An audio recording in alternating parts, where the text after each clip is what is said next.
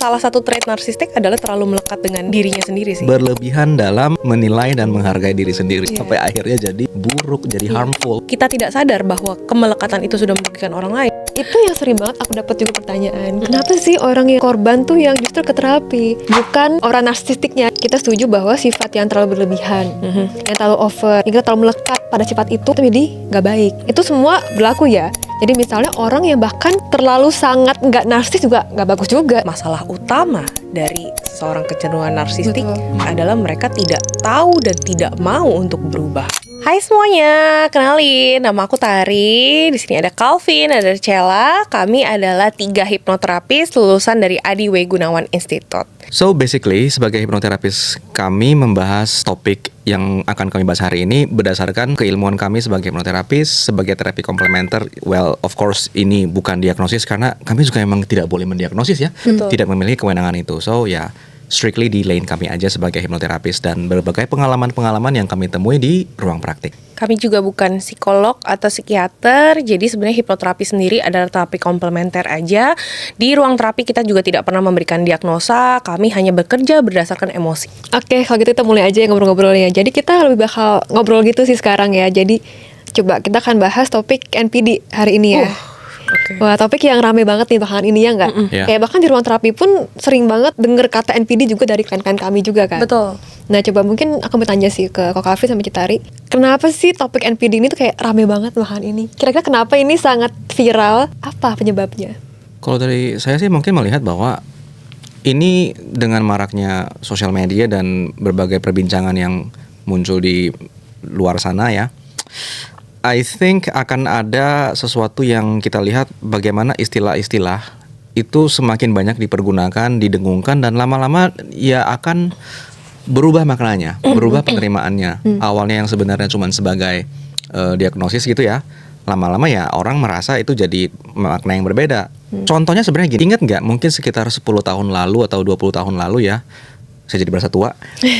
Orang-orang kadang-kadang suka mengejek temannya dengan istilah autis Iya, loh, betul. misalnya gitu. Padahal Iya kan juga sebenarnya ya. autis itu kan sebenarnya hanya bagian dari neurodivergence kan, bukan sesuatu yang seharusnya kita jadikan sebagai bahan ejekan. Ketika ditanya kayak maksud lo apa autis, kemungkinan besar juga orangnya nggak ngerti apa artinya itu. Nah sekarang ini ya istilahnya adalah ya NPD, terus ada satu lagi avoidant, Ya, Yes. avoidant. sering dipakai kan. Nah jadi di sini mungkin kita akan membahas NPD itu tidak sebagai sebuah diagnosis, not as a narcissistic personality disorder, tetapi mungkin ciri-ciri narsistik seseorang aja kali ya. Karena semua orang kan sebenarnya punya kecenderungan itu sebenarnya. Gitu sih kalau menurut saya. Mungkin menurut aku bukan kecenderungan narsistik kali ya Vin ya, tapi setiap manusia itu pasti ada bagian diri yang memegang narsistik tersebut mempunyai tujuan tertentu menurutku. Ya, kalau kita melihat itu dari segi fungsi dan tujuan ya. Tapi ya I agree sih with what you mean sih sebenarnya. Karena kan sebenarnya kebutuhan untuk dilihat itu kan Diakui. diakui itu kan sebenarnya tidak selalu narsistik kan. Hanya untuk menghargai diri sendiri aja sebenarnya. Cuman kadang mungkin ada orang yang mungkin ada kecenderungan kelewatan batas sehingga menjadi sesuatu hal yang mengganggu untuk orang lainnya. Dan dengan gampangnya karena ada istilah narsistik, NPD dan lain sebagainya, orang jadi melabeli itu. Menurut aku itu yang bahaya sih Cel. Jadi ketika orang melabeli, it become identity. Nah ketika it become identity, itulah yang sebenarnya sulit untuk dilepaskan. Kalau gitu menurut Cella sendiri, mungkin lebih baik dari awal kita bikin diferensiasi dulu ya. Boleh. Apa itu NPD sesungguhnya yang aslinya gitu? Boleh. Nah, mungkin ya, tadi kan Kak bilang ya, jangan kita langsung pakai kata NPD. Karena itu sebuah disorder. Yang kita tahu ya, kalau disorder gitu, orang bahkan yang punya disorder aja perlu berapa kali ke psikolog psikiater. Betul. Mungkin bisa rentang waktu bulanan, tahunan, Ya. sampai dapat diagnosa, oh gue emang misalnya ADHD, oh gue bipolar, oh gue yang lain. Betul. Jadi ini bukan hal yang mudah untuk langsung diceplok ke orang itu. Yes. Betul. Apalagi dari konten pendek di Instagram, di TikTok gitu. Yes. Itu pasti tuh nggak akan bisa menangkap all Right. the nuance di balik narsistik itu sebenarnya. Dan Agree. NPD apalagi. Jadi Aku rasa sih better ya kita itu Jangan menggunakan gunakan kata itu ya kali ya. Jangan, kita Iya. hindari aja sih bisa. Hindari mungkin. kata itu. Kita pakai kata narsistik boleh. Iya. Itu sifat, itu traits. Itu traits, yang betul. kita semua miliki. Betul. Dalam kadar tertentu. Betul. Ya, ada yang lebih rendah, lebih tinggi, tapi kita semua pasti punya gitu. Iya, iya, betul Nah, sekali yang sih. bahaya menurutku ya adalah saat kita itu kaku sih aku rasa. Kita itu rigid. Jadi saat kita punya trait narsistik tapi kita nggak bisa fleksibel dalam menggunakannya gitu. Misalnya di sama pasangan, sama anak, sama kantor, sama rekan kerja kita sama gitu. Kita masih masih suka mengontrol. Kita masih masa maunya bener terus. Itu jadi kaku kita sifatnya. Jadi itu bahaya menurutku. Kita kan setuju ya kalau kita akan bahas lebih ke trait narsistik. Betul. Wah, ini seru banget. Coba ceritain deh. Ntar Calvin dulu deh kayaknya. Oke, boleh. Lagi mikir. Kepikirannya gini, saya kan orangnya suka melihat ketika kita menggunakan istilah narsistik ya, ini dari mana sih istilahnya? Jadi sebenarnya di dalam mitologi Yunani ada satu orang pemburu. Pemburu ini ganteng luar biasa. Namanya Narcissus. Saking gantengnya, itu semua cewek mau sama dia nggak mau.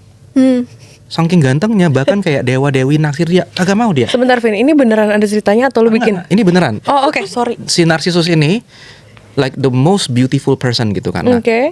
tahu nggak dia jatuh cinta sama siapa? Pantulan bayangan dia di permukaan air. I know that story. Nah, Iya, tahu. ini mitologi Yunani. Silakan baca aja. Saking jatuh cintanya dia dengan pantulan bayangan dia sendiri di permukaan air, dia nggak peduli yang lain. Nggak peduli yang lain. Sampai suatu hari berbagai versi mengatakan ada yang akhirnya dia jatuh tenggelam. Ya kan?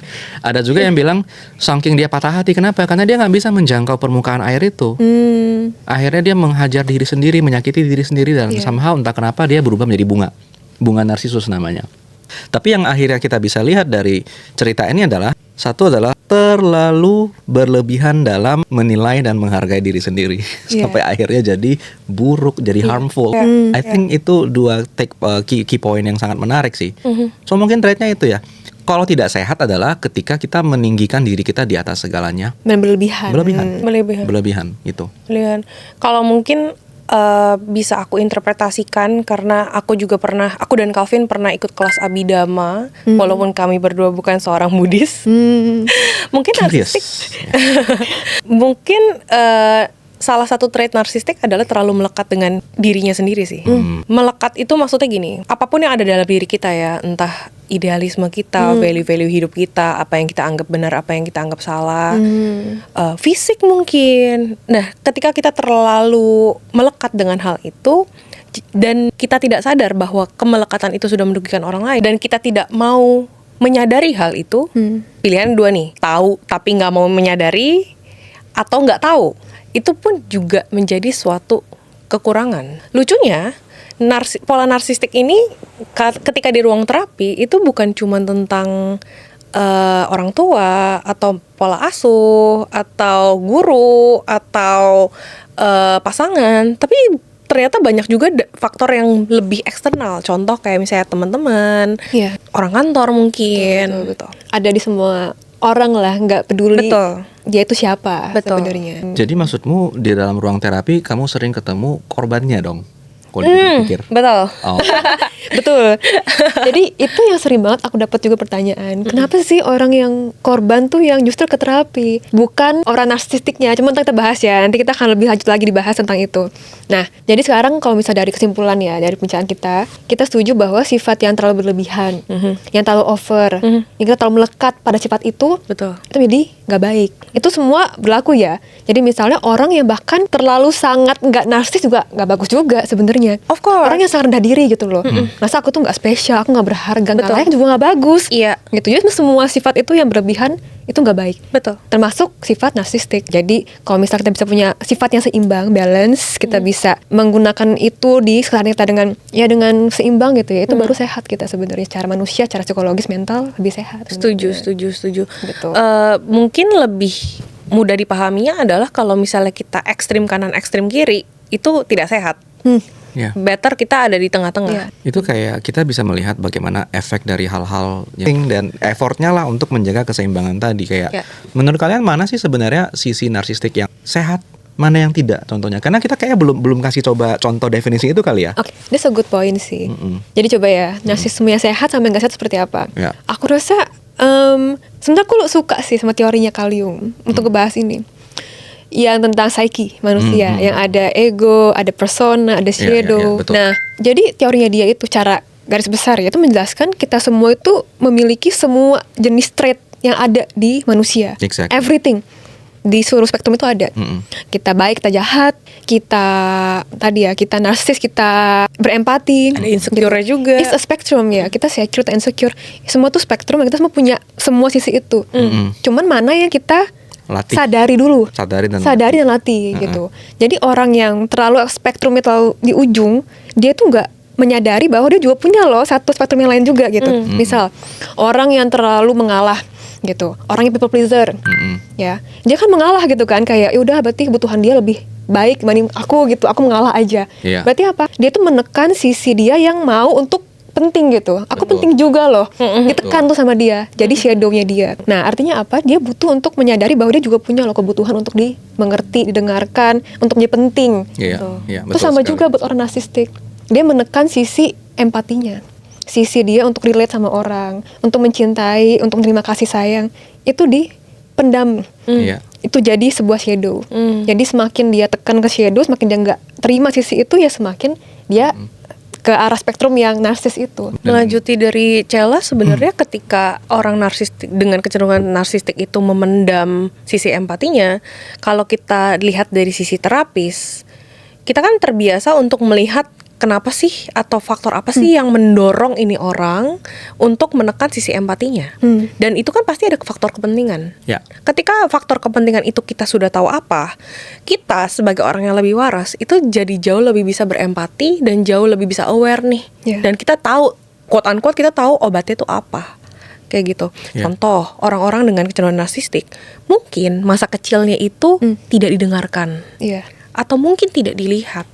Atau mungkin terlalu dilihat. Iya, terlalu Bisa over. juga. Betul. Iya, gitu. Kata kuncinya adalah over. Iya. Right. Over. Dan ketika terlalu itu ditanggapi oleh sesuatu hal yang tidak memiliki kesadaran, itu akan menjadi pola yang berulang dan akhirnya annoying di society. Merugikan itu. Makanya kita nama podcastnya adalah di bawah sadar, teman-teman. Kita pengen bawakan hal-hal yang unconscious disadari, ke sadar, biar kita menjadi sadar. sadar efeknya ke diri kita dan orang lain sekitar kita. Betul. Itu tujuan, Sekali. itu alasan podcastnya namanya seperti ini, guys. Dan kalau gitu menariknya kita bisa melihat bahwa jika kita melihat kepentingan itu sebagai sebuah koin ya, satu sisi adalah kepentingan yang untuk mendapatkan sesuatu, untuk meraih sesuatu, di sisi lain adalah kepentingan untuk menghindari sesuatu. Contohnya dalam konteks yang tadi ya, orang yang terlalu tidak bisa empati, itu berarti bagi dia berempati itu berbahaya bagi dirinya. Betul. Itu ancaman. Ya, di sisi lain seorang yang terlalu menurunkan atau menekan kebutuhan dia untuk dilihat, untuk merasa penting, sebenarnya deep down merasa kalau ketika dia menunjukkan identitasnya atau menunjukkan ekspresinya, dia juga merasa kemungkinan besar tidak aman. Jadi Iya. itu semuanya sebenarnya adalah reaksi dari apa yang antara terjadi atau tidak terjadi. Betul. Kira-kira begitu. Juga ada pola-pola atau belief-belief lama yang mungkin tidak pernah diupdate atau tidak menyadari bahwa itu perlu diupdate, mungkin dari orang tua, mungkin dari ranah sekolah, sehingga dia ngerasa tidak perlu untuk berubah. Nah, itu kan sebenarnya adalah salah satu masalah utama dari seseorang kecenderungan narsistik. Betul. Adalah mereka tidak tahu dan tidak mau untuk berubah. Itu alasan kenapa jarang mereka itu ke ruang terapi untuk pulih. Betul. Iya. Karena egonya itu terlalu besar. Betul. Ya, dan pelindungan defense itu terlalu besar juga. Dan kalaupun mereka datang ke ruang terapi hanya untuk mencari validasi kita sebagai terapis, belum tentu kita juga mau dan sanggup memberikan apa yang dia butuhkan. Dan aku juga rasa itu tricky sih, karena kadang pun kita sebagai terapis kan nggak bisa melihat semua sisi kan. Jangan-jangan yang dibawa sama klien itu yang NPD, jangan-jangan kita bukan NPD sih, narsistik ya kita bisa bilang. Jangan-jangan ya itu salah satu cara dia untuk mencari validasi dan belas kasihan kita juga kan. Ini tricky banget sebenarnya gitu. Iya. Jadi selama dia nggak mau pulih dari dalam dia sendiri, terapis pun nggak bisa. Tapi membantu jadi dia. kayak itu ya, kalau kita lihat kan yang kita tahu di luar sana kan selalu ada satu pembicaraan atau orang-orang percaya adalah bahwa NPD itu adalah salah satu hal yang paling sulit untuk disembuhkan katanya kan oleh para psikolog kan. And I've met some psychiatrists and some psychologists yang memang kayak, iya Calvin benar. Mereka bilang begitu kan. Tapi apakah itu mustahil menurut kalian? Of course not. Enggak sih. Mustahil ya? Of course not. Gak ada yang mustahil sama Gini. Wow, sangat beriman. positive thinking banget Positive ya. thinking banget. Kenapa coba Citari? Kalau aku melihatnya, pertama, pasti kan ada sesuatu hal yang membawa orang ini datang ke ruang terapi. Iya. Of course dia udah meluangkan waktu, dia sudah meluangkan rupiah, dia sudah punya dorongan nih untuk datang ke ruang terapi. Sebenarnya kan pasti untuk tujuan yang lebih baik menurut dia. Nah, menurutku titik di mana dia itu berubah adalah ketika dia mau mendengarkan dan mau memaknai omongan-omongan terapis itu dari sisi yang positif. Atau mungkin kayak kita bisa melihat orang-orang yang let's say kalau kita mau bicara lebih broad ya, yaitu memang yang kecenderungan narsistiknya tinggi ya. Ujung-ujungnya maybe mereka baru akan mendapatkan dorongan untuk berubah ketika realita itu sudah nggak bisa menampung segala kekeras kepalaan mereka. Contohnya Misalnya adalah dengan dia mempertahankan apa yang dia yakini selama ini, behavior dia selama ini, dia kepentok sana sini. jauhin temen-temen. Jadi hidup udah nggak lagi hidup udah oke nggak buat lagi dia. oke. Iya. Mungkin at that point ya, dia akan masuk ke dalam mode di mana either gue melakukan sesuatu yang berbeda atau gue akan ya makin hancur. Tapi itu kan ibaratnya kayak satu hal yang paling ekstrim yang dialami seseorang kan. Itu sama kayak kalau kita dapat kena penyakit tertentu, kita menunggu sampai detik-detik sekarat nih baru ke dokter. Iya. Tadi dari pembicaraan Citari sama Kavi, apa keinget sesuatu nih, kepikir sesuatu. Aku tuh pernah denger dari temenku, dia tanya ke aku gitu kan, aku mungkin terapis ya, mungkin kesana kayak lebih tahu gitu lah. Aku udah bingung tapi jawab gimana. Dia bilang, apa sih perbedaan kayak orang tua kita yang boomers itu kan mereka keras kepala. Kan mereka ya itu merasa benar, susah minta maaf. Itu kan kayak threads yang masuk kalau misal dari sosial media kan kayak NPD gitu kan, narsistik. Nah menurut kalian ya, itu masuk narsistik atau enggak? Atau itu lebih ke arah kayak kurang aja EQ-nya gitu, secara emotional intelligence kurang gitu. Menurut kalian gimana? Kalau saya lihat sih kita nggak bisa menilai itu dengan satu aspek. Itu kayak kita melihat gajah. Kalau kita melihat gajah ini cuma dari sisi depan ya kita akan melihat muka gajah, telinga gajah, gading dan belalai. Kalau dari samping kita ngeliat kan ya perut dan lain-lain. Dari belakangnya ekornya yang lucu gitu loh. Nah, kalau dari jauh, dari dekat kan? juga beda kan. Betul. Kalau misalnya kita mau melihat dari sisi sosiokultural, tentu kita bisa melihat mereka tumbuh dan besar di tahun-tahun atau di era-era misalnya tahun 70-an 80-an yang itu adalah formative years dalam hidup mereka, tentu saja akan membentuk gaya hidup seperti itu. Ya kan? Nah, kemudian lama-lama kan mereka makin out of touch. Cuman mereka lupa mengupdate. Makanya kadang-kadang yang sering kita temukan adalah, mohon maaf nih istilah boomer ya, atau orang tua yang usianya sudah lanjut, yang masih aktif bekerja di masyarakat, berinteraksi dengan berbagai kalangan masyarakat. Itu mereka jauh lebih bisa mengupdate pemikirannya dibanding generasi tua atau boomer yang kerjanya ya itu di rumah doang misalnya. Itu pasti mereka akan lebih bisa adaptasi. Setuju. Itu sosiokultural. Kalau kita melihat dari sisi kayak relasi antara orang tua dan anak, ya orang tuanya akan memiliki ego bahwa lah kan saya membesarkan kamu dari kecil sampai usia maybe 18 tahun, kamu dengerin saya terus, kenapa sekarang kamu tidak mau? Kaget dong. So maybe we have to see it from different angles. Setuju.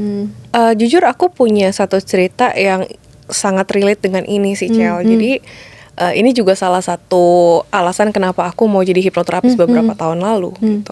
Jadi dulu tuh sebelum aku menikah, hubunganku dengan papaku tuh bukannya nggak baik sih, tapi kita kurang dekat aja. Padahal kalau aku ingat dulu ketika aku sekolah, aku tuh deket banget sama papi, bisa ngobrol gitu. Tapi karena aku kuliah di luar kota dan aku mungkin sibuk main sana sini gitu, jadi aku jadi nggak deket lagi sama papi, dan terbentuklah belief bahwa papi itu adalah orang yang ribet. Kalau mungkin 10-15 tahun lalu sudah ada kata NPD, mungkin aku akan mendiagnos papiku adalah seorang yang NPD. Nggak bisa diomongin, kalau ngomong keras, nggak mau terima masukan dan lain sebagainya. Sampai di satu titik di usia 26-27, aku mengenal ilmu hipnosis ini. Dan aku akhirnya berhasil untuk menetralisir semua emosiku kepada papi. Ketika aku berhasil menetralisir emosi, entah gimana caranya, cara pandangku kepada papi itu berubah banget. Berubah. yang tadinya itu memang tidak bisa diomongin, jadinya oh jangan-jangan aku yang tidak bisa diomongin, atau kan jangan-jangan aku yang kurang mendengarkan papi. Dari situlah muncul Tuhan memberikan kesempatan untuk mungkin deep talk sama papi, dan ternyata papi tidak sekeras itu juga kok.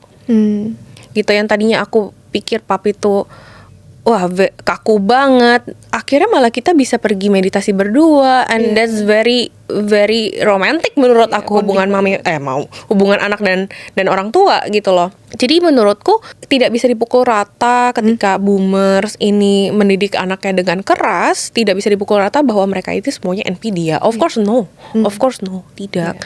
Tapi memang mungkin of course generasinya berbeda. Generasi dulu ketika orang tua kita mendidik kita, belum ada ilmu parenting, belum ada ilmu komunikasi. Of course belum ada sosial media. Jadi kesempatan untuk berilmu pun juga tidak seluas sekarang kan. Gitu. Jadi memang tidak bisa dipukul rata sih. Iya, setuju banget. Dan aku juga punya experience sama Citari sih. Wah, gimana tuh, Cel? Aku juga share. Sempet banget ngerasa papaku tuh kayak narsistik gitu. Mungkin aku lebih kekinian lah ya. Udah ada istilah NPD, cuman nggak kayak di Indonesia sekarang. Di luar tuh udah rame, di Indo masih telat kan. Usia berapa? Seolah-olah kayak jauh banget. Jangan spill. Bercanda. Nah jadi waktu itu tuh aku sempet kayak cari topik psikologi di YouTube kan. Terus aku kayak ketemu lah konten tentang NPD atau narsistik lah, kayak waktu itu narsistik deh waktu itu. Terus aku baca, aku lihat, aku nonton, dan semua threadnya tuh pas banget sama papaku. Kebetulan juga sama kayak Citari. Aku lagi renggang gitu waktu itu, kayak aku merasa kok papaku kayak selalu merasa bener ya, kok aku selalu disalahkan ya, kok aku kayak dibully gitu loh secara emosional gitu. Jadi semua itu kayak centang gitu, suka merasa benar, aku disalahkan, terus keras kepala, terus aku juga jadinya suka yang hal-hal kecil, salah kecil tuh diungkit sampai yang jauh-jauh gitu loh. Jadi semua tuh kayak centang semua. Sampai akhirnya aku lalui proses healingku sendiri, emosi-emosi itu ternetralisir. Keluarkan. Iya, jadi bener pandanganku sama papaku tuh beda langsung. Aku melihat dia sebagai manusia, betul, gitu, nggak lagi dengan luka, gitu. Makanya sebenarnya kalau misalnya ada teman-teman ya yang menjadi korban hubungan NPD, narsistik, itu sih yang paling penting itu adalah kita healing, kita pulih dulu. Betul. Baru kita bisa melihat orang dengan apa adanya gitu.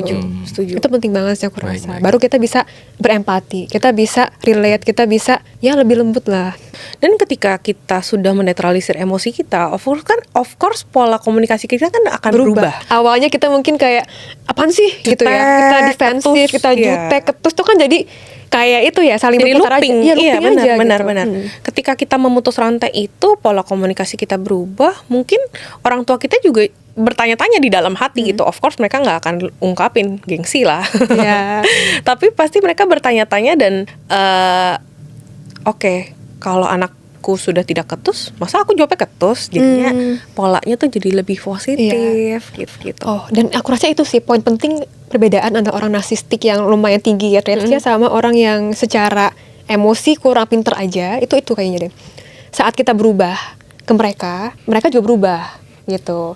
Tapi ada case-case di mana kita mencoba berempati, kita memahami, tapi orangnya sama aja nggak berubah. Yeah. Nah itu aku rasa kita bisa mulai agak curiga, jangan-jangan dia punya trait narsistik yang lumayan tinggi. Karena Betul. kita berubah, kita coba untuk baik, kita coba untuk empati, memahami, dianya sama aja. Betul. Atau lebih tepatnya dia malah merasa kalau wah saya yang benar. Iya, malah tervalidasi. Gara-gara gue lu kayak gini kan. Iya. Nah, Iya. kalau kayak gitu tuh bisa curiga sih. Itu Iya. hubungan ya dengan orang yang trait narsistik yang lumayan tinggi, dan itu kita perlu bahas nih sekarang. Betul. Ya. Nah, sekarang coba cari deh. Ya, kita mulai bahas sekarang ke bagian untuk korban terutama ya, sama orang yang punya trait narsistik yang tinggi. Gimana kira-kira? Menurut aku sih sebenarnya kalau misalnya memang betul dan sudah tervalidasi ya bahwa si pelaku narsistik ini malah mendominasi dan malah memvalidasi pikirannya sendiri. Oh berarti gue benar dong, kan dia udah nurut nih, kayak gitu kan. Gara-gara gue nih. Menurut aku paling penting adalah bikin boundary sih. Toh kamu sebagai korban, kamu tidak perlu validasi bahwa kamu itu benar atau kamu itu salah. Dan kamu yang paling penting adalah kamu, contohnya ini orang tua ya contohnya ya. Iya. Yang penting kamu menjalankan peranmu sebagai anak. Yang penting kamu berterima kasih, kamu tidak kurang ajar. Yang paling itu sih menurutku. Bikin boundaries dan pastikan bahwa kamu tuh masih tetap bisa berfungsi sebagai manusia. Tapi gimana kalau boundaries kita itu nggak terima sama mereka? Itu tricky. Coba. Itu pertanyaan yang sangat bagus. Karena saya juga pernah ditanyakan, Kak, misalnya nih, mamaku tuh ngelanggar boundaries aku terus, gitu. Ini sulit sih. Kenapa? Karena di konteks tersebut orang yang bertanya itu dia tidak berdaya. Kenapa tidak berdaya? Dia masih tinggal bersama orang tuanya. Dia masih membutuhkan ya nafkah dari orang tua. Mungkin sih saya bisa melihat itu kayak think of it sebagai sesuatu yang kayak ya api gitu. Apinya gede banget, ya terus kamu harus apa? Kalau kamu melawan api itu kan kamu kebakar juga kan. So disengage aja, menghindar dari itu sebisa mungkin ya, until kamu memang nggak bisa lagi dan harus stand your ground, ya mau nggak mau. Terus tapi usahakanlah untuk tidak menyiramkan bensin kan pada api. Orang-orang yang narsistik sebenarnya yang cenderungan narsistiknya tinggi ya, biasanya tuh mereka justru menikmati memiliki kuasa terhadap orang-orang yang di sekitar dia kan, sehingga justru ketika diajak ribut, wah makin kuat keributannya. So I guess kita taktis aja. Kalau misalnya kita memang sudah menegakkan boundaries, kita jangan berpikir boundaries gue dilarang, gue harus tegakkan kembali dan gue harus membuat orang ini menghormati boundaries aku. Seringkali itu tidak berguna gitu. Ya stand your ground tetapi jangan agresif. Mungkin itu ya. Cuman dan tips yang paling penting adalah kita harus punya rasa berdaya. Dan itu tidak harus selalu langsung di saat ini juga kita bisa tegakkan itu kan. Makanya harus punya kesabaran. Menurut kalian gimana? Menurut aku gini sih, ketika seseorang masuk ke fase stres karena boundariesnya itu ditabrak misalnya, kan pasti dia masuk ke fase fight or flight. Iya. Betul ya. Fight itu adalah langsung dilawan nih. Misalnya contoh ya, misalnya berantem gini, gitu. Seorang ibu, anaknya punya boundaries kalau di kamar tuh jangan, kalau mau masuk kamar pentok pintu dulu, misalnya kayak gitu, misalnya. Kalau misalnya mamahnya masuk, anaknya langsung marah. Betul. Tapi mamanya kan punya hak untuk masuk ke kamar anaknya. Kok ini rumahnya masih punya rumah dia, misalnya kayak gitu. Semakin marah ya dia cuma nambah stres doang kan. Betul. Nah, ketika kita balik lagi ke si fight or flight itu, pilihannya dua, antara fight dia lawan mamahnya atau flight dia keluar dari kamarnya, tinggalinnya mamanya di kamarnya. Misalnya kayak gitu. Dua lagi tapi. Apa tuh? Freeze sama found. Nah, freeze itu biasanya orang jadi overthinking. Cuman diem aja.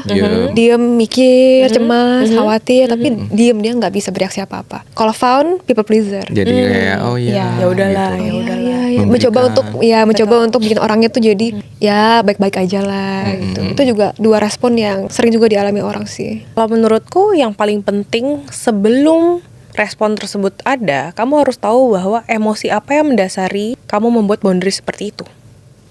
Apa yang sebenarnya ditutupi di kamar itu?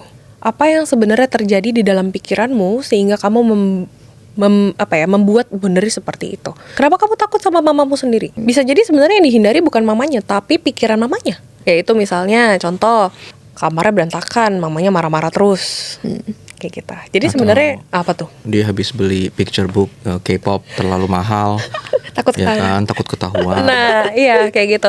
Nah, dengan si mama masuk ke situ bukan berarti si mama langsung NPD kan sebenarnya. Kayak gitu. Jadi harus mengetahui, oke, mama nih punya wisdom sebenarnya untuk kamarku nih bersih, rapi, tapi caranya salah. Ketika kita mempunyai awareness seperti itu kan kita jadi lebih bisa berempati kepada si mama. Dan kita oke, apa yang bisa aku benahi dari sini? Dibawa sadar. Dibawa ke sadar. Oke. Berarti tadi tipsnya ya, kalau boundary kesimpulannya adalah coba untuk kita berdaya. Dan kita menyadari respon kita. Seperti apa tadi, fight, flight, freeze, found. Dan sebelum itu terjadi, sadari apa yang terjadi dalam diri kita juga. Betul. Cuma emang itu nggak mudah ya. Memang kita ngomongnya tuh kayak gampang. Aku tahu itu nggak mudah, itu proses. Untuk kita aware aja sama emosi kita, pattern kita, itu butuh usahanya tuh setengah mati sih. Betul. Gitu. Dan dalam konteks orang tua dan anak ya, itu especially semakin sulit. Kenapa? Karena friksi atau gesekan itu akan selalu ada. Karena kita manusia tuh nggak kayak hewan. Hewan misalnya gini, burung elang, ketika anaknya itu sudah mulai gede, itu burung elangnya akan mendorong anaknya keluar dari sarang, anaknya akan jatuh dan harus segera belajar terbang. Itu sudah menjadi instingnya mereka. Nah, di kita kan nggak seperti itu. Kita jauh lebih kompleks dan terkadang itu telat. Telatnya dalam artian orang tua masih memandang anaknya sebagai sesuatu yang dia harus kontrol. Iya. Itu salah satu ciri orang tua yang memiliki kecenderungan narsistik yang tinggi kan. Ya, anak saya ini perpanjangan tangan saya, Iya. gitu. Seringkali begitu. Betul. Anaknya saya sukses, saya juga sukses. Iya. Saya berhasil itu Gitu. sih. Nah, tapi kadang-kadang ada juga yang anak saya berhasil tapi nggak boleh lebih berhasil dari saya. Ada Itu juga loh. juga ada, betul. Ada juga. Nah, Jadi kompetisi kan. jadi kompetisi itu kompleks sekali. Guys, Gitu. panas. Tapi intinya memang pada akhirnya anak harus memiliki rasa berdaya meskipun dalam prosesnya akan ada friksi. I think itu friksi yang penting dilalui dalam fase pendewasaan. Mungkin juga satu hal ya, aku pernah kasih saran sih ke klien aku, beberapa klien aku yang aku curiga mereka dalam kondisi hubungan yang gak sehat lah, entah pasangan, entah sama bos, sama temen. Aku bilang gini sih, kalau mereka butuh support system di luar itu. Yes, Mereka exactly. butuh mengenal diri mereka di konteks lain yang di luar hubungan itu. Ya bayangkan anak yang tinggal sama orang tuanya yang narsistik gitu kan. Ya berarti kan dia akan membangun identitas yang melekat itu kan. Oh aku tuh harus ngikut, aku tuh mesti kayak gini, mesti kayak gitu. Dia akan terkungkung dalam bubble itu. Exactly. Gak bisa keluar gitu. Menurut Cella, apa sih ciri-ciri klien atau orang yang tidak menyadari bahwa dia tuh ada di dalam hubungan yang narsistik? Waduh, klien yang nggak menyadari, belum sadar Atau nggak, ya. jangan pakai kata klien deh. Kalau klien kan berarti udah daftarnya sama kita. Seseorang. Oh iya, Seseorang. seseorang. Ya. Apa sih ciri-ciri seseorang yang tidak menyadari bahwa dirinya itu under pengaruh orang narsistik? Entah pasangan, orang tua, bos, teman. Menurutku sih paling simpel, paling gampang, nggak gampang juga, cuman paling bisa dikenali adalah perasaan kita saat bersama dengan orang itu gitu. Misal, kok sama si A ini aku selalu merasa salah ya, selalu gitu. Mempertanyakan Diri diri sendiri. value gue Iya. terus gitu. Tapi sama orang lain, lah aku nggak masalah. Temanku sama aku bisa have fun, bisa ketawa-ketawa. Aku nggak salah-salah juga gitu loh. Betul. Salah sekali, salah wajar. Tapi juga benar. Kok sama dia, aku selalu salah. Kok aku selalu merasa kayak aku tuh rendah. Kok aku selalu merasa insecure sama orang ini. Jadi dengan kita bisa bandingin gitu ya, hubungan kita sama orang ini, kita bisa, oh kayak ada yang something wrong di sini gitu. Iya, betul sekali. Makanya kita perlu komunitas di luar hubungan ini biar tahu. Kita bisa tahu gitu loh. Kalau nggak kita nggak bakal tahu. Kita perlu melihat realita yang lebih luas. Jadi kita punya referensi. Ibaratnya mainlah lebih jauh gitu. Mainnya kurang jauh. Istilahnya Oke. gitu ya. Oke, pertanyaan lanjutannya mungkin kalau Cella ada, bukan klien ya, misalnya teman atau followers nanya sama Cella, apa sih pertolongan pertama nih kalau misalnya kita sadar bahwa orang terdekat kita, inner circle kita ada yang narsistik gitu. Pertolongan pertama untuk kita selain bikin boundaries itu ya, bikin boundaries kayaknya textbook banget gitu. Iya. Apa sih yang harus kita lakukan? Aduh, pertama banget ya, susah juga ya. Maksudnya titik awal benar-benar pertama banget itu apa? Menyadari sih. That's the point. Aku juga Menyadari. dulu. Menyadari, oh ini nggak sehat. Kayak aku rasa itu titik turning point-nya. Oh ini nggak sehat. Oh nyata aku tuh bukan yang selalu salah gitu. Aku rasa turning point orang untuk pulih itu dari hubungan narsistik ya, adalah menyadari kalau ya hubungan itu kan timbal balik gitu, berdua gitu kan. Betul. Nggak bisa cuma satu doang yang selalu benar, Betul. yang selalu mengontrol, yang selalu mendominasi, tuh nggak bisa. Jadi pas dia sadar bahwa hubungan itu harusnya ya timbal balik gitu. Aku memberi, aku menerima, aku memaafkan, aku dimaafkan gitu, itu timbal balik. Jadi pas dia sadar bahwa oh ini hubungannya nggak sehat, ini timpang.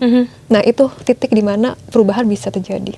Kalau menurut aku adalah menyadari bahwa contoh ya, kalau misalnya pasangan gitu tadi, misalnya contoh, oh ternyata aku nggak bodoh-bodoh banget, aku pinter kok, aku ada pinternya, Betul. tapi aku juga nggak selalu benar. Iya. Itu Iya. titik itu. Jadi jangan sampai narsistiknya malah quote unquote nular nih gitu, karena titik balik menyadari itu kadang orang terlalu putar balik. Tadi kan pendulumnya suka bentok. Kalau saya sih yang sering saya lakukan adalah saya suka nanya kepada teman atau kepada klien gitu ya. Kita ini manusia yang suka lupa sama diri sendiri. Jadi saya suka bilang, kalau hal yang sama terjadi sama orang lain, apa saran yang akan kamu berikan kepadanya? Iya. Nah di situ ya udah kita benturkan kembali dengan realitas saat ini. And then kenapa kamu tidak begitu? And then orangnya akan mulai bikin mungkin justifikasi. And then kita pertanyakan kembali. Iya. Kenapa saran yang kamu berikan kepada orang lain tidak kamu lakukan kepada diri sendiri? Biasanya orangnya akan mulai mikir. Biasanya jawabannya apa? Mereka mulai sadar bahwa ada dalam tanda kutip kebohongan yang dia selalu Tutupi. ucapkan kepada diri sendiri. Ah, Karena ciri-ciri orang-orang yang misalnya nggak sadar ke dalam bahwa dia memiliki keterikatan atau kayak somehow terlalu dikekang oleh orang-orang narsistik adalah mereka sering bikin alasan untuk membenarkan apa yang mereka alamin. Padahal itu tidak baik. Aku rasa itu sih. sebenarnya kemarin ada satu pertanyaan dari salah satu temanku. Apakah narsistik ini bisa menular? Ya. Atau apakah narsistik ini bisa diturunkan Oh. anak? Not in a sense kayak virus ya. Iya. Of course no, Iya. bukan dalam Hacu, DNA, langsung di narsis ntar. juga bukan dalam DNA ya. Iya. DNA betul. tapi N-nya narsis. Menurut Calvin gimana? I think sebenarnya adalah gini, kita itu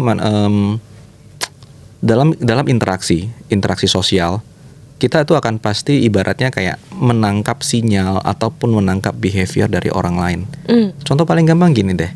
Semakin kamu bergaul dengan sekelompok orang-orang tertentu, sifat kamu makin agak-agak mirip dengan mereka. Ya gitu aja. Itu sudah menjadi sesuatu yang second nature dari kita lah. Kita terlalu bergaul dengan orang-orang tertentu, kita mengikuti sifat mereka.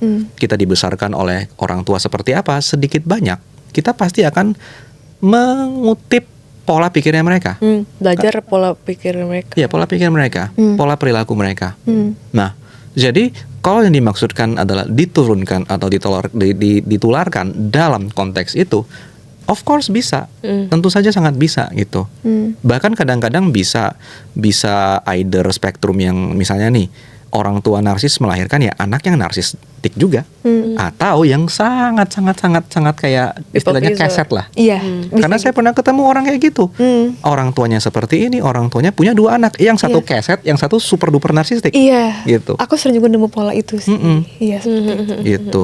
Padahal mereka besar di keluarga yang sama, tetapi ternyata kehidupannya bisa jauh berbeda. Setuju. Karena ya dinamikanya itu bisa sangat banyak. Kepribadiannya kan juga terlahir beda kan. Itu juga pengaruh. Betul. Nah, ya udah itu ibaratnya udah kayak ngelempar dadu aja kasarnya gitu. Tapi ya nggak serandom itu ya. Selalu ada faktor-faktor yang bisa kita lihat dan bisa kita amati juga. Apa yang Calvin barusan ceritain tuh bener-bener terjadi di klienku. Jadi aku lumayan banyak klien yang memang the whole family datang ke aku gitu. Jadi dari mulai mamahnya, papanya belum sih, karena papa pasti pelaku. Anaknya 2 gitu ya. Anaknya 2, tapi anaknya 2 ini umurnya tidak beda jauh, tapi Beda kepribadiannya sangat-sangat bertolak belakang. Yang satu very independent, terlalu percaya diri, terlalu bukan narsistik ya. Ya pokoknya Overconfident. ya mungkin. Yang satunya tuh people pleaser banget. Ya udahlah ikutin aja. Iya. Kakak mau apa aku ikutin aja. Mami mau apa aku ikutin aja. Kayak gitu. Jadi mereka datang dengan masalah yang berbeda, tapi dengan tujuan yang sama untuk ketemu di tengah sebenarnya. Jadi yang si people pleaser itu mau supaya lebih confidence, yang super confident dan super intimidating ini mau lebih Kalem. lebih legowo kayak gitu.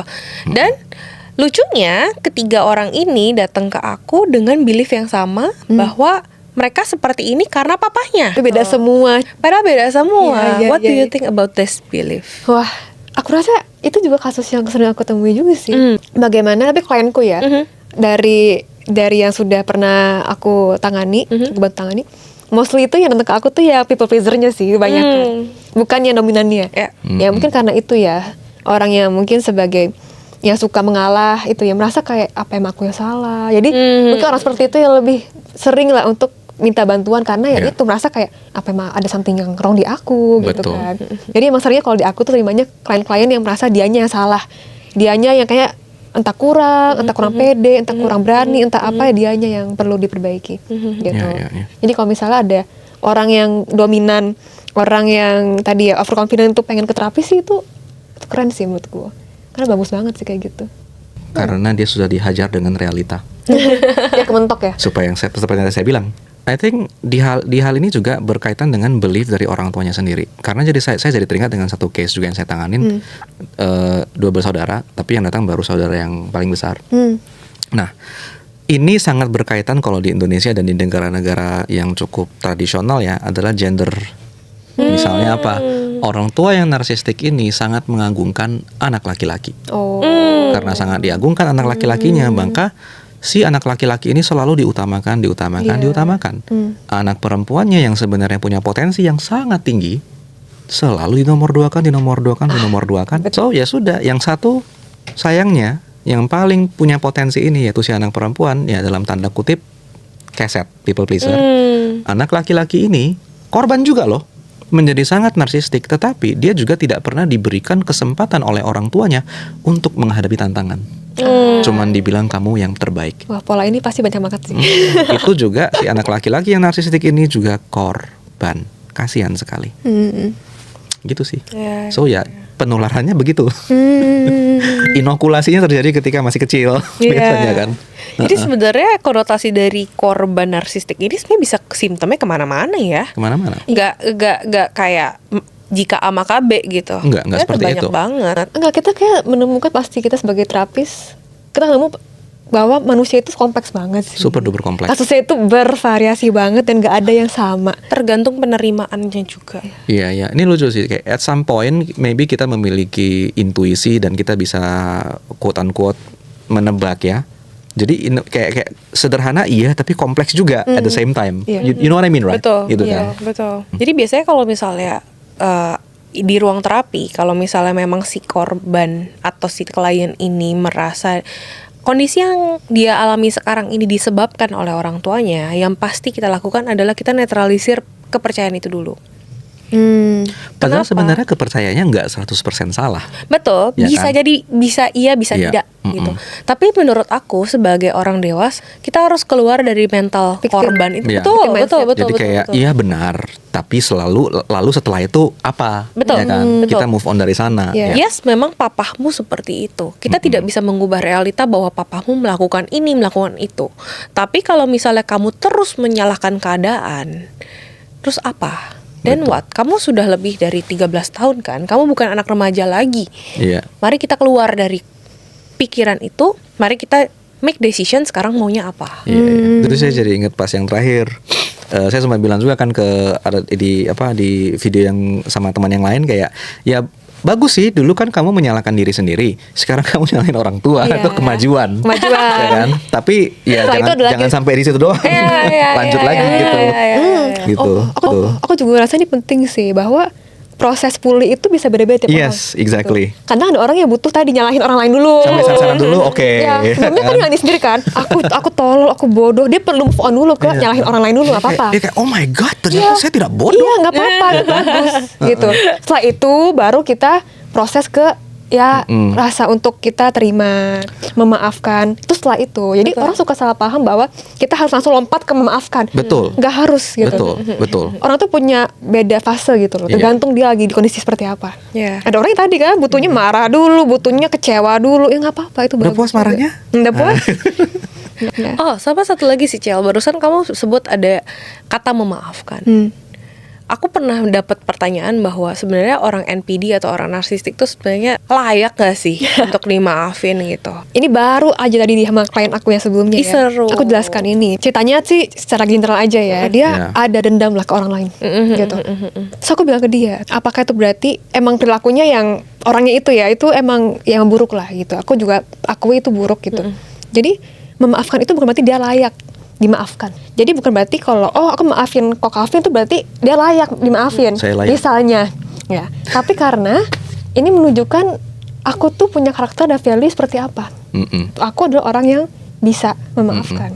Bukan berarti Kok Calvin layak dimaafkan. Semacam itu contoh doang Iya. ya. Kalau saya ada analogi ini, contohnya gini, kamu punya sebuah kamar. Di kamar kamu ada kasur, ada lemari, ada kursi, meja. Nah, kamu ini punya satu kasur peninggalan orang tua kamu, itu kayu jati ya, tapi itu gede banget, berat, dan kamu merasa udah terlalu tua nih, udah agak perlu diganti sama yang baru. Terus kamu mikir, saya mau ganti sama kasur yang lebih bagus deh gitu ya, yang lebih kecil dan dikit tapi muat dan secara estetik dengan kamar saya langsung ngepas nih. Terus teman kamu bilang, ya udah nih kasur yang ini yang lama kamu kasih aja balikin aja ke siapa gitu, ke orang lain. Terus kamu bilang, enak aja. sudah melakukan apa orang itu untuk layak menerima kasur saya ini? Padahal itu bukan soal itu kan? Bukan soal itu. Bukan soal orang tua atau orang manapun layak atau tidak menerima Iya. kasur ini. Kasur itu. Tetapi ini soal ya kamu Baru udah memenuhi. perlu ganti kasur yang Iya. baru, yang lebih nyaman, yang lebih bagus. Itu udah gak bantu kamu lagi It lah. doesn't help you anymore. Sudah nggak cocok dengan estetika interior kamu saat ini. So jawabannya adalah sebenarnya bukan memaafkan, bukan satu-satunya jawaban dari keluar dari hubungan narsistik ya. Malah kalau terlalu cepet dan terlalu apa sebutannya ya, terlalu kayak Buru-buru. hanya untuk secara logika aja, itu Iya. malah jadi kita menginvalidasi perasaan kita sendiri. Kita- Malah tidak mengembangkan wisdom. Iya, gitu. Dimasukkan ke shadow. Iya betul. Terlalu cepet kita maafin, apalagi orang yang mungkin religius ya, mungkin langsung kayak maunya maafin mau lompat Iya. ke sana. Oh my Itu justru God. bisa nggak bagus juga. Ini aku jadi ingat beberapa minggu lalu ya. Ini keluar sedikit dari konotasi narsistik. Aku permisi sebentar. Jadi ada satu, ini bukan klien hipnoterapi sih, konseling lah. Oma, usia sekitar 70 tahunan gitu. Oma ini lumayan religius. Kebetulan agamanya sama. Jadi ngobrolnya lumayan nyambung. Oma ini karena saking religiusnya, Oma ini selalu kayak menekan atau memendam hal yang sebenarnya triggering buat beliau gitu. Contoh misalnya di usia kecil beliau sudah ditinggal oleh papanya itu orang asli Belanda, sudah berpulang, bukan berpulang, maksudnya sudah kembali ke negara asalnya gitu. Sampai hari ini, sampai papanya meninggal tidak pernah ketemu lagi. Kesedihan itu dipendam lagi. Ketika dikulik, enggak lah saya sudah memaafkan papa saya, enggak lah, jangan membahas itu lagi Tari, itu kan sudah berlalu 40 tahun lalu. Tapi ketika aku bahas ini, Oma masih ngerasa nggak sakit gitu. Gitu. Itu salah satu tanda kalau sebenarnya kita belum sepenuhnya memaafkan. Di situ aku belajar ternyata memaafkan itu bukan berarti orang itu berbuat salah.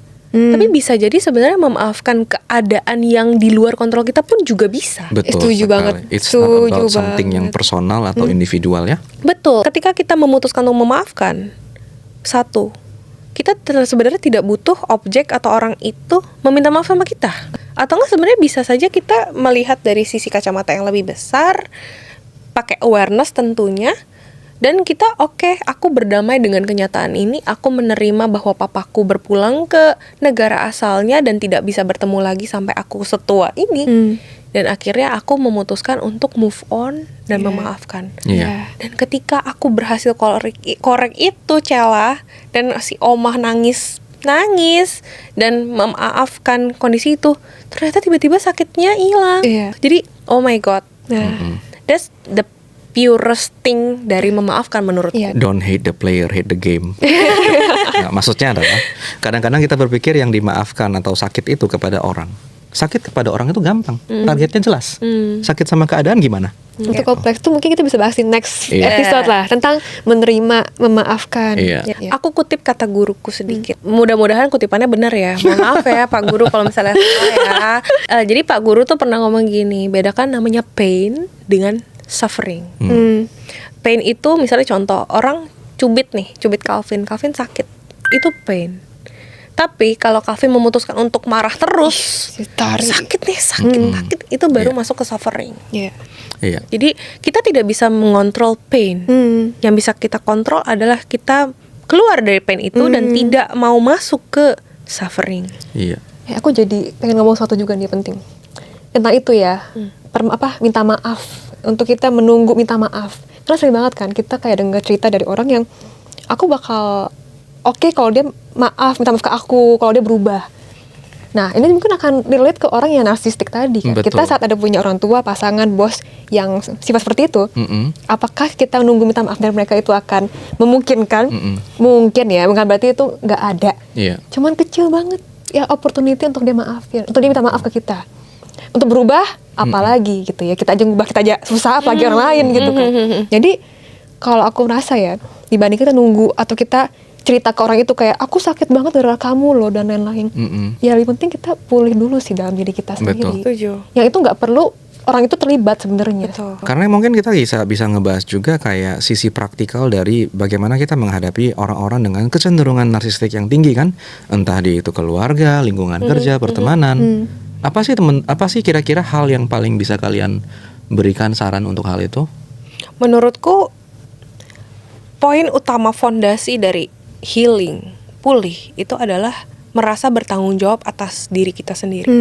Jadi jangan sampai kita datang ke profesional hanya untuk mendapatkan validasi bahwa dia loh yang sebenarnya harus datang ke sini dan lain sebagainya. Iya. Karena pulih itu adalah tanggung jawab kita sendiri. It's not because of you lah, maksudnya bukan karena kita. Tapi it's our responsibility untuk heal. Betul. Karena itu kalau kita menaruh itu ke orang lain ya kita jadi nggak berdaya. Setuju. Dan kita nggak berdaya ya terus gimana hidup kita? Balik lagi ke victim mentality Iya, tadi. kita victim lagi gitu. Iya. Jadi untuk semua orang, mau korban, mau orang yang narsistik itu, yang penting itu adalah willingness. Dia mau Betul. pulih, dia mau mengorek-ngorek luka batinnya, dia mau mengorek-ngorek shadow-nya segala macam agar dia pulih. Saya tahu nggak sih jadi kepikiran ya ketika kita bicara soal bagaimana menavigasi atau berhadapan dengan orang-orang yang narsistik ini, saya keinget Matador. Matador itu kan yang di Spanyol yang dia pakai baju bling-bling dan keren itu, kemudian dia bawa kain merah dan melawan banteng. Banteng itu basically adalah orang-orang narsistik. Yang mereka itu misalnya memaksakan kehendak lain-lain, pengen kita seperti itu, seperti yang mereka mau. Tetapi matadornya kan sebenarnya kalau dilawan langsung head to head adu-aduan, ya dia matilah pastilah. Jadi apa yang dia lakukan adalah dia suka mengalihkan kain itu dan dia cuma berdansa menghindari si banteng. Mungkin itu yang perlu kita lakukan ya. Saya membaca soal kayak kalau kita berhadapan dengan orang-orang seperti itu yang terlalu merasa superior dan lain-lain, kalau kita challenge head on, yang capek kita. Betul. Karena mereka lebih jago dalam menjadi orang-orang yang keras kepala kan. Iya. Kita Jadi malah ya, kalahnya 2 kali. dua kali, iya. Pertama kita kalah emosional, kedua in the real life pun kita kalah gitu. Nah cuman ini sih aku juga pikiran sesuatu. Itu kan khusus untuk orang narsistik yang tadi ya superior, yang ngerasa grandios gitu. Itu istilahnya grandios kan. Tapi aku sering nemu juga kasus covert narcissism. Ah, interesting. Covert itu artinya dia tuh nggak secara terus terang grandios, malah justru kebalikannya. Dia ngerasa aku tuh korban, kamu yang buat aku seperti ini gitu loh, kayak korban. Berarti Jadi itu kalau ke ruang terapi kayak korban. Jadi dia narsistik tapi dia seperti serigala berbulu domba. Iya, nah itu aku rasa tricky sih untuk Narsistik mengatasi. berbulu victim. Betul. Aku Narsisme lumayan trigger berbulu lagi victim. denger barusan. Kenapa? Enggak sesimpel kayak sekarang di TikTok lagi banyak banget tren mokondo. Teman-teman kayaknya kita bisa lari kemana-mana. Tapi seru ya, kita jadi mencatat untuk topik berikutnya. Iya, jadi banyak topik baru muncul. Gitu kan. Ya. Tren mokondo tuh kayak si pelakunya itu tuh kayak, oh kamu nggak sayang sama aku, kamu gini aja kok pelit sih, aku cuma minta 100.000 untuk makan, kok kamu gini aja nggak mau kasih aku. Nah, aku rasa untuk covert ini ya, yang kayak gitu tadi ya, yang menyalah-nyalahkan tapi seolah dia korban. Itu sih kita berusaha untuk memisahkan kalimat yang dia ngomong ke kita kayak kamu yang salah, kamu yang kita pisahkan itu dengan diri kita, menurut kita. Karena pada akhirnya dia ngomong kayak gitu karena dia yang bermasalah sebenarnya, dia yang insecure, dia yang nggak secure, dia yang punya banyak ya tadi ya luka-luka segala macam. Itu bukan tanda bahwa kitanya yang kurang, tapi memang masalah di dianya gitu. Iya. Belum lagi kalau kita mulai lagi ngomongin soal orang-orang narsistik yang menganggap orang lain narsistik. Bener. Nggak ada habis. Ada orang narsistik yang ngomongnya lu yang NPD. Wah, itu banyak dibalikin juga. kan? Itu Betul. banyak kayak gitu. So poinnya mungkin ya kita tidak bisa konfront terus-menerus kan. Capek juga kalau kita konfront terus gitu. Yang paling penting keluar aja dari circle-nya. Maksudnya keluar dari lingkaran setan. Dan itu hanya bisa kita lakukan jika kita sadar. Harus sih. Dibawa ke sadar. Dibawa harus ke sadar. dibawa sadar dulu. Jadi paling 3 lah ya kita bisa bilang. Set boundaries mental, fisikal. Mental itu maksudnya emosi kita juga kita usaha untuk gak terlalu terpengaruh sama omongan Betul. dia. Betul. Terus yang kedua adalah kita coba untuk pulih dulu. Boleh. Luka-luka itu kita pulihkan biar kita sadar. Betul. Terus yang ketiga adalah ya kita cari circle komunitas yang berbeda lah biar kita bisa tahu hubungan yang healthy itu kayak gimana sih. Iya. Dan keluar dari victim mentalism itu. Oh iya Iya. benar. Ya. Jadi ingat kan ada satu istilah namanya third space. Jadi ini mungkin mulai terkenal belakangan ini ketika ya we know gaya hidup sekarang kan sudah sangat berubah dibanding zaman dulu. Jadi ada namanya first space, second space, sama third space. Ini kalau tidak salah ya. Tapi konsepnya gini, kita selama ini punya rumah, kita punya kantor. Gimana kalau orang ini tidak merasa nyaman di rumah, misalnya mungkin ya orang tuanya agak narsistik ya kan, dia tidak nyaman di kantor karena bosnya juga narsistik. So apa yang dia lakukan? Dia butuh third space, tempat di mana dia bisa tenang dan menjadi diri sendiri ya. Orang-orang memikirkan itu kayak, oh saya punya komunitas, ya kan, saya punya I don't know gym yang di mana saya punya kawan-kawan baru di sana, atau saya punya art space yang di mana saya bisa latihan menggambar dan lain-lain. Jadi ya orang mulai mikirin itu. Nah, I think it's healthy, itu bisa aja kita lakukan seperti itu kan. Tapi ini terakhir ya sebelum kita tutup. Aku penasaran, kalian pernah punya klien yang malah menarik orang narsistik di hidup ya? Jadi orang tuanya narsistik, pasangannya narsistik, bosnya narsistik. Waduh. Terus dia punya teman-teman mungkin dari 5 dari 10 temannya narsistik semua. Ini ketika aku bilang ini terakhir ya, ini jadi nggak terakhir. Ini nggak terakhir sih, ini bener banget. Gimana kalau ini kita bahas di sesi lain? Karena ini temanya adalah attracting. Ya Attracting. Tapi ini relevan sih kan? Relevan. Banyak juga nanya gitu, kayak klienku juga ada nanya juga kayak, kok apakah aku menarik orang narsistik ke aku? Apa aku salah? Jawabannya adalah yes and no. Yes and no. Karena nggak sesimpel itu. Kita nggak tiba-tiba jadi magnet kan. Kayak soalnya dulu saya pernah kan main threads ya. Di threads itu kan sempet ada orang yang nanya seperti itu. Tetapi lebih kayak, saya kenapa ya gini-gini. Dia nggak secara spesifik bilang saya menarik gitu loh. Tapi ada satu oknum, saya nggak akan sebut oknumnya siapa. Dia dengan sangat gampangnya langsung bilang, iya kamu itu attracting ini, kamu harus bereskan diri kamu dulu gitu-gitu kan. Not exactly a good choice of words, ya kan? Karena kan jadi kayak menyalahkan si orang yang sebenarnya lagi stres dan pusing ini, malah memvalidasi keinsecureannya dia. Bahwa aku yang salah. Bahwa kamu yang salah gitu kan. Jadi maybe nominally ada unsur kebenaran dalam apa yang disebutkan orang itu, tapi secara fungsi saat itu salah. Itu tidak membantu sama sekali. Betul. Gitu sih. So maybe kamu mau menjelaskan soal yang tadi attracting itu? Kalau dari POV aku bener, aku setuju, yes and no. Kayak attract itu maksudnya mungkin kayak kesannya kan, kalau kita sekarang denger ya, attract, law of attraction. Kita kayak, kalau akunya negatif, attractnya negatif. Kalau akunya kurang, aku attractnya kayak gitu. Jadi itu tuh kayak terlalu hitam putih. Yes. Kan kita nggak sehitam putih itu, manusia kita loh. Kita pasti bukan dewa, kita bukan Tuhan, kita pasti kekurangan ada. Kita sekali mikir negatif, kita sekali ngomongnya kasar, kita sekali jahat, itu wajar, itu manusiawi. Apakah seperti itu kita langsung attracting hal buruk? Ya nggak juga. Karena kalau seperti itu logikanya, maka seharusnya negara yang populasinya paling banyak, warganya disuruh mikirin yang baik, maka negara itu akan menjadi negara paling kaya di dunia. Terus di sebaliknya nih ya, negara kecil ya kan warganya dikit nih, coba kalian ya kita positive thinkingnya kalah nih, kita jadi miskin. Nggak kayak gitu. Iya. Nggak sesederhana itu ya pasti. Setuju. Cuman apakah bisa jadi ada pattern yang kita ulang? Exactly. Nah itu yang terjadi. Mostly itu terjadi pattern yang kita ulang. Bukan karena sengaja atau kita mau jadi korban, tapi karena satu mungkin terbiasa. Yang kedua adalah mungkin ya tadi kita ada something yang missing dalam diri kita belum accept shadow kita, ya kita jadinya maunya di orang lain yang penuhin itu. Betul. Gitu. Jadi kayak apa ya? Ada reaksi. Ini saya sudah bilang reaksi kimia tapi secara kepribadian. Contoh gini, ketika kita orang-orang yang memiliki self worth yang rendah, ya kan? Self worth-nya rendah nih. Maka bisa jadi dalam pergaulan kita tanpa sengaja akan memfilter orang-orang yang kita harapkan bisa meningkatkan self worth kita. Betul. Yang belum tentu adalah orang yang tepat. Karena tadi kan terbiasa itu kan menciptakan rasa familiarity. Sama kayak orang bilang, oh aku tuh selalu dapat cowok-cowok yang kelakuannya begini gitu.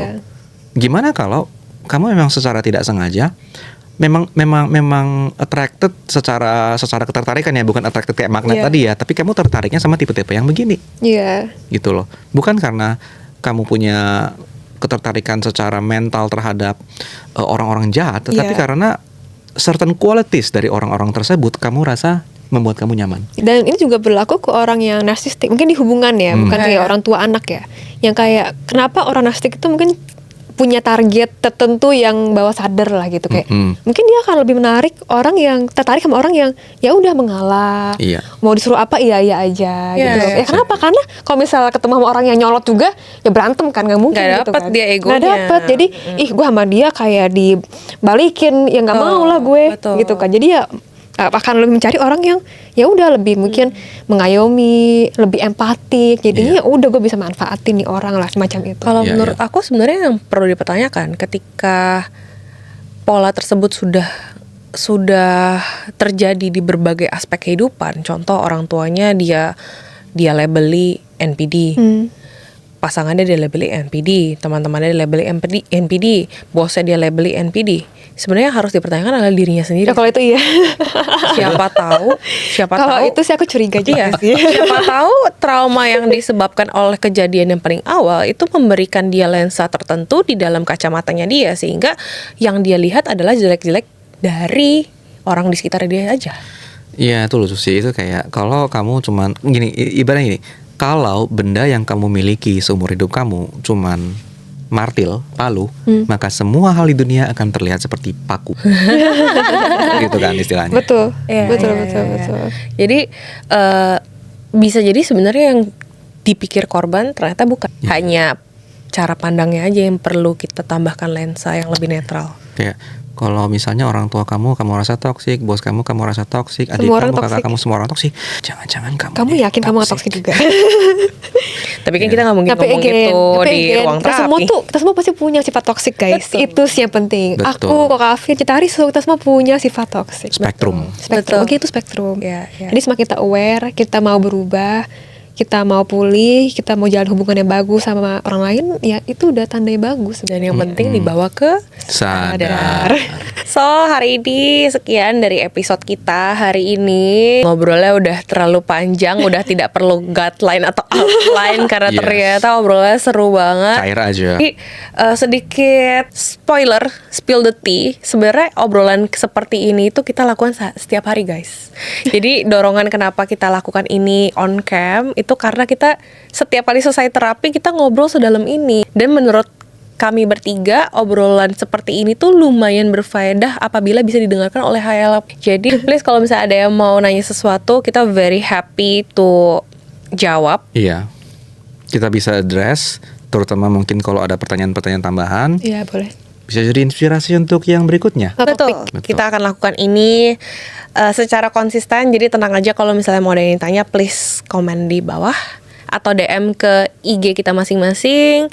Instagram Cella, Instagram Calvin, Calvin Chandra. dan Instagram aku Nanatari. Closing statement dari seorang Calvin. Jadi saya akan mengutip kata Carl Jung aja deh. Until you make the unconscious conscious, it will guide your life and you will call it fate.